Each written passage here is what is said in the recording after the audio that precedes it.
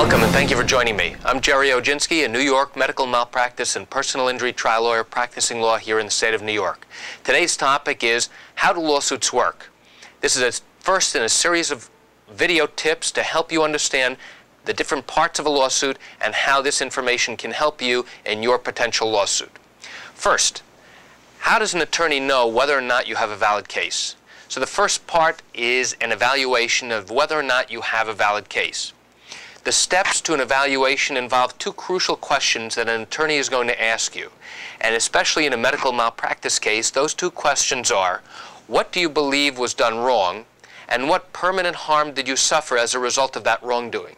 And contained within those two important questions are three legal elements necessary for your attorney to understand whether or not you have a possible valid medical malpractice case. What do you think was done wrong establishes in the attorney's mind what was a departure from good and accepted medical care. In other words, what was done wrong by the doctor to you. Did they miss something? Did they diagnose something incorrectly? Did they do something to you that caused you harm? Those are the things that an attorney will need to know in order to evaluate your case. The second part of the question is, what injury did you suffer as a result of whatever was done wrong to you? If nothing was done wrong to you, then obviously there's no basis to proceed forward. If something was done wrong to you, then we have to show, and the legal term is causation. We have to show that that wrongdoing was a substantial factor in causing or bringing about your injuries.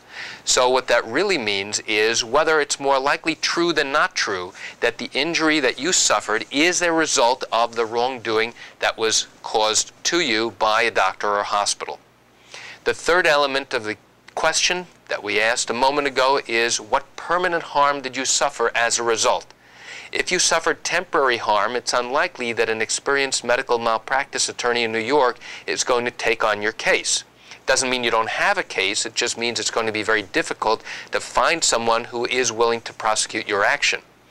If you suffered a long-term permanent injury or disability as a result of any wrongdoing, then you have a much better chance of having an experienced medical malpractice attorney take on your case and prosecute your matter.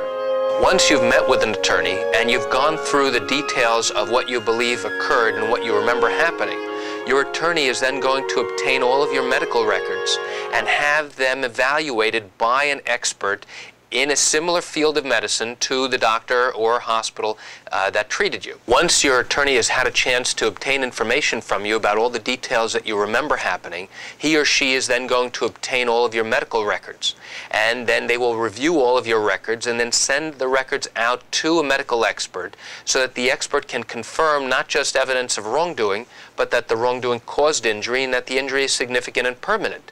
In New York, it is an absolute requirement that a physician has reviewed your records and it's been able to confirm that there is a basis for a case.